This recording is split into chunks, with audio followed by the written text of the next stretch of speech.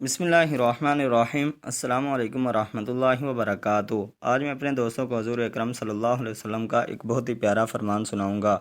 قبر میں کام آنے والے 7 اعمال۔ نبی کریم صلی اللہ علیہ وسلم نے ارشاد فرمایا، انسان کے مرنے کے بعد بھی 7 اعمال کا اجر جاری رہتا ہے جبکہ انسان اپنی قبر میں ہوتا ہے، یعنی اس کا ثواب اس کے مرنے کے بعد بھی جاری رہتا ہے۔ وہ 7 اعمال کون سے ہیں؟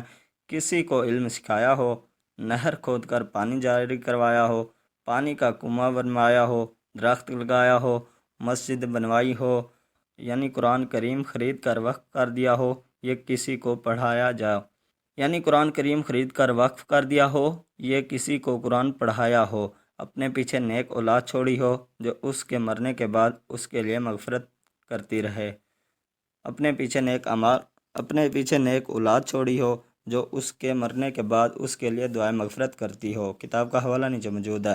حضور کا فرمان ہے کہ جو یہ 7 اعمال جاری رہتا ہے تو انسان اپنی قبر میں، حضور کا فرمان ہے کہ جو شخص یہ 7 اعمال کرتا ہے تو اس کے مرنے کے بعد بھی اس کا اجر ملتا ہے۔